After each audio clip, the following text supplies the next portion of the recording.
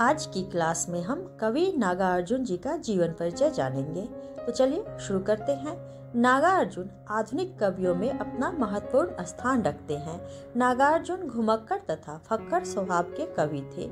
अपने घुमक्कड़ स्वभाव के कारण ही वे सांसारिक मोहमाया से मुक्त रहे। उन्होंने अनेक बार पूरे भारत का भ्रमण किया। नागार्जुन का जन्म बिहार के दरभंगा जिले के सतलखा गांव में 1911 में हुआ। उनका मूल नाम वैद्यनाथ मिश्र था।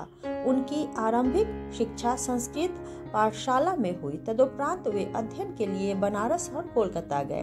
1936 में वे श्रीलंका गए और वहीं बौद्ध धर्म में दीक्षित भी हुए। 2 साल प्रवास के बाद 1938 में भारत लौट आए। 1998 में उनका देहांत हो गया। नागार्जुन की प्रमुख कृतियां हैं युगधारा, सतरंगे पंखों वाली, हजार हजार बाहों वाली, तुमने कहा था, पुरानी जूतियों का कोरस, आखिर ऐसा क्या कह दिया मैंने, मैं मिलिट्री का बूढ़ा घोड़ा आदि। नागार्जुन ने कविता के साथ साथ उपन्यास, आख्यान काव्य, समीक्षा, गद्य में भी लेखन किया है। उनका संपूर्ण कृतित्व नागार्जुन प्रश्नावली के साथ खंडों में प्रकाशित है। साहित्यिक योगदान के लिए उन्हें अनेक बार पुरस्कारों से सम्मानित किया गया, जिनमें प्रमुख है हिंदी अकादमी, दिल्ली का शिखर सम्मान, उत्तर प्रदेश का भारत भारती पुरस्कार एवं बिहार का राजेंद्र प्रसाद पुरस्कार। मैथिली भाषा में उत्कृष्ट कविता के लिए उन्हें साहित्य अकादमी पुरस्कार भी प्रदान किया गया।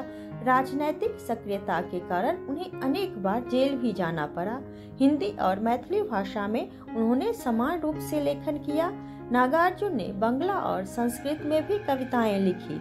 मातृभाषा मैथिली में तो वे यात्री नाम से प्रतिष्ठित। लोक जीवन से गहरा सरोकार रखने वाले नागार्जुन ने भ्रष्टाचार, राजनीतिक स्वार्थ और समाज की पतनशील स्थितियों का साहित्य में बखूबी चित्रण किया है।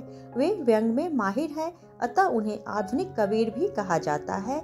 छायावादोत्तर दौर के वे ऐसे कवि हैं जिनकी कविता गांव के चौपालों से लेकर साहित्यिक दुनिया में समान रूप से लोकप्रिय रही।